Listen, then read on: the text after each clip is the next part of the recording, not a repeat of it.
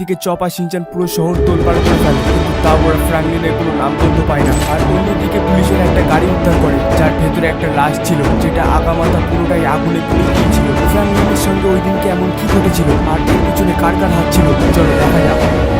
Shinchan chop, আমি বাজারে যাচ্ছি, কিছু সবজি কিনতে হবে। ভাই সাহেব, বাড়িতে তো আলু পেঁয়াজ রসুন কিছুই নেই, সবই ফিরে গেছে।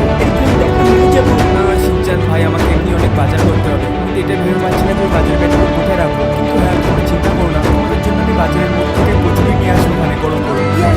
আমার তো কচুরি খুব ভালো লাগে। ঠিক আছে, আমি যাচ্ছি, দুজনে কিন্তু ঝামেলা করবে না। এখন যাও, ভেতরে গিয়ে দুজনে টিভি দেখো, চিন্তা করবে না, আমি কিছুক্ষণ পরে ফিরে আসবো।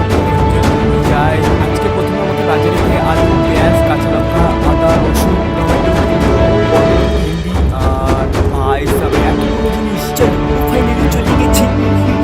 আজকে তো খুব মজা হবে। আজকে আমার স্কুল ছুটি। চল আমার পিছনে এসো, আমরা দুজনে গিয়ে অ্যাকশন কামিং দেখি। অ্যাকশন কামিং আমার ফেভারিট কার্টুন। আজকে আমি সারাদিন ওটাই দেখবো। আর এখন তো আমাদের কোথায় লোক নেই, আজকে তো খুব মজা হবে। ঠিক বলেছো। কেমন অ্যাকশন কামিং, কেমন ওদের সবাইকে মারো, ওরা সবাই গুন্ডা। কেমন অ্যাকশন কামিং, কেমন ওদেরকে মেরে হাত পা ভেঙে দাও, কাউকে ছাড়বে না, ওরা অনেক ভুল কাজ করেছে। মারো আরো জোরে মারো। অ্যাকশন কামিং তুমি তো আমার ফেভারিট হিরো, কাউকে ছাড়বে না, সবাইকে মারো। বাহ, খুব ভালো, আরো জোরে।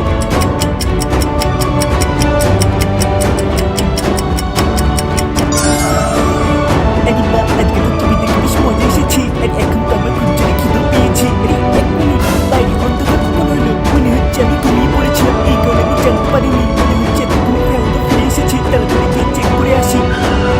আরে এটা তো গাড়ির আওয়াজ ছিল। ফেলুদা তুমি চলে এসেছো নাকি? আরে ফেলুদা, এখানে তো পুরো অন্ধকার, এখানে তো কেউ নেই, মনে হচ্ছে সত্যি রাত হয়ে গেছে। কিন্তু ফেলুদা কোথায়? ও তো এখনো বাড়িতে আসেনি। এখন তো আমার একটু চিন্তা হচ্ছে। আরে ফেলুদা কিছু হতে পারে না, মনে হচ্ছে নিশ্চয়ই কোনো কাজে আটকে পড়েছে, ও ঠিক ফিরে আসবে। এখন একটু কাজ করি, তাড়াতাড়ি ভিতরে যাই, কিন্তু জানি না এত রাতে কি কাজ হতে পারে। যাই হোক, সেটা সকালেই জানা যাবে। এখন একটু কাজ করি, তাড়াতাড়ি ভিতরে যাই।